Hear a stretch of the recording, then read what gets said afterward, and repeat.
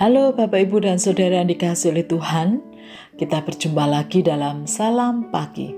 Mari kita akan melanjutkan pembacaan firman Tuhan dari kitab 1 Samuel pasal 13. Demikian firman Tuhan.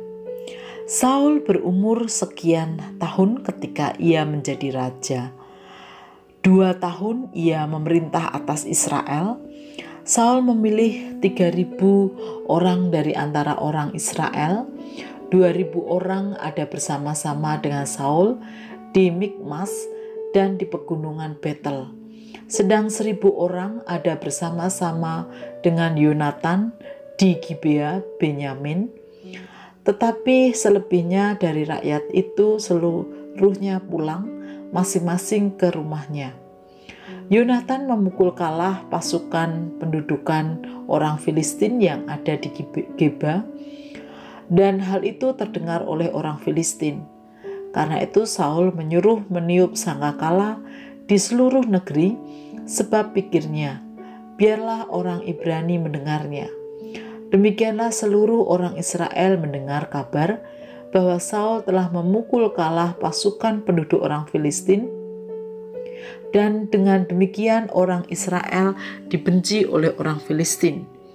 Kemudian dikerahkannya lah rakyat itu untuk mengikuti Saul dan ke Gilgal. Adapun orang Filistin telah berkumpul untuk berperang melawan orang Israel dengan 3.000 kereta, 6.000 orang pasukan berkuda, dan pasukan berjalan kaki sebanyak pasir di tepi laut. Mereka bergerak maju dan berkemah di Mikmas, di sebelah timur Bet Awen. Ketika dilihat orang-orang Israel bahwa mereka terjepit sebab rakyat memang terdesak, maka larilah rakyat bersembunyi di gua, Keluk Batu, Bukit Batu, Liang Batu, dan Perigi. Malah ada orang Ibrani yang menyeberangi arungan sungai Yordan menuju tanah Gad dan Gilead. Sedang Saul masih di Gilgal dan seluruh rakyat mengikutinya dengan gemetar. Ia menunggu 7 hari lamanya sampai waktu yang ditentukan Samuel. Tetapi ketika Samuel tidak datang ke Gilgal, mulailah rakyat itu berserak-serak meninggalkan dia. Sebab itu Saul berkata, "Bawalah kepadaku korban bakaran dan korban keselamatan itu." Lalu ia mempersembahkan korban bakaran. Baru saja ia habis mempersembahkan korban bakaran, maka tampaklah Samuel datang. Saul pergi menyongsongnya untuk memberi salam kepadanya. Tetapi kata Samuel, "Apa yang telah kau perbuat?" Jawab Saul, "Karena aku melihat rakyat itu berserak-serak meninggalkan aku, dan engkau tidak datang pada waktu yang telah ditentukan, padahal orang Filistin telah berkepung di Mikmas. Maka pikirku, sebentar lagi orang Filistin akan menyerang aku di Gilgal. Padahal aku belum memohon belas kasihan Tuhan. Sebab itu aku memberanikan diri lalu mempersembahkan korban bakaran." Kata Samuel kepada Saul, "Perbuatanmu itu bodoh. Engkau tidak mengikuti perintah Tuhan Allahmu yang diperintahkannya kepadamu. Sebab sedianya Tuhan mengokohkan kerajaanmu atas orang Israel untuk selama-lamanya. Tetapi sekarang kerajaanmu tidak akan tetap. Tuhan telah memilih seorang yang berkenan di hatinya, dan Tuhan telah menunjuk dia menjadi raja atas umatnya.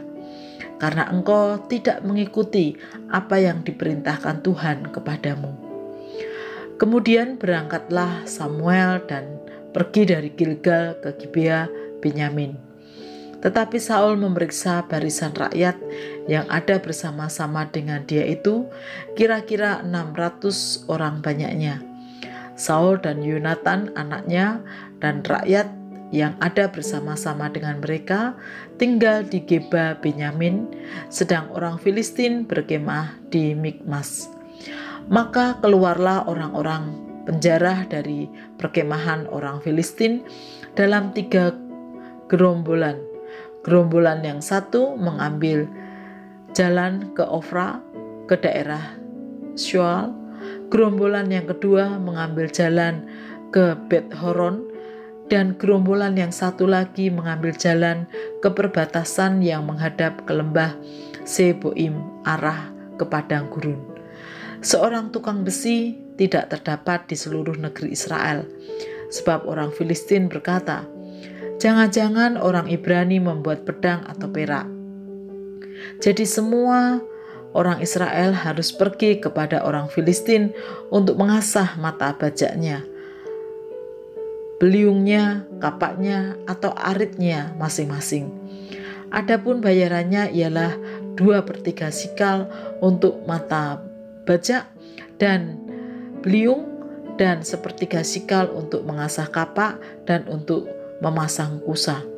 Sehingga pada hari pertempuran itu, sebilah pedang atau lembing pun tidak terdapat pada seluruh rakyat yang ada bersama Saul dan Yonatan. Tetapi Saul dan Yonatan, anaknya itu, masih mempunyainya.